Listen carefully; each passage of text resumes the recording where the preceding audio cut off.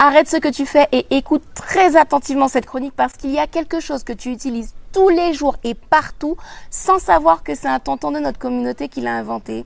C'est parti.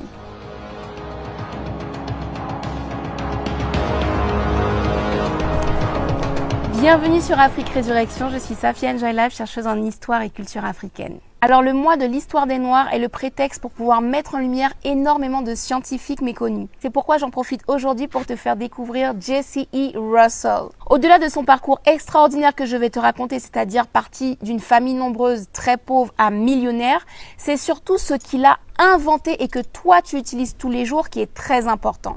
Alors tu connais, on commence dans l'ordre chronologique. Les parents de Jesse Russell ont beaucoup d'enfants, peu de moyens, donc clairement, ils n'ont pas l'intention d'envoyer leurs enfants faire des études, ça coûte cher. Du coup, même si Jesse Russell est brillant à l'école depuis très jeune, il ne s'attend pas à faire des études à l'université. Mais quand le destin a décidé de quelque chose pour vous, rien ne peut vous en éloigner, soyez-en sûrs.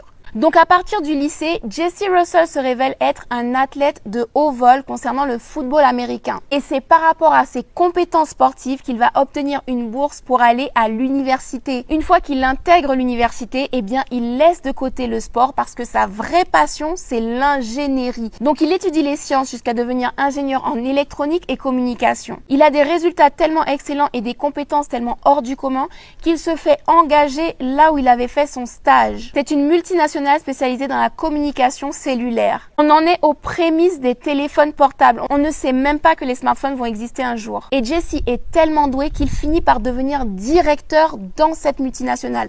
Faut bien replacer le contexte. Jesse a fait ses études en université pendant la ségrégation. Il est embauché dans cette multinationale pendant la ségrégation.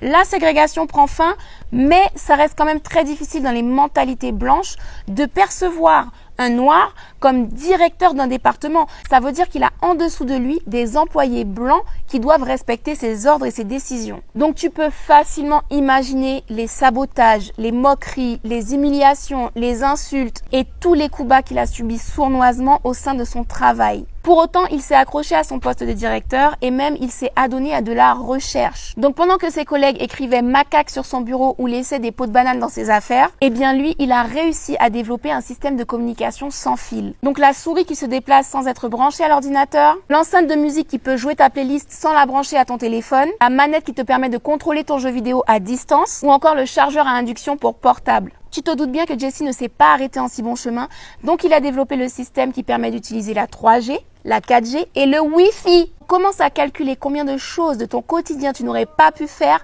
sans Jesse Russell. Et ce,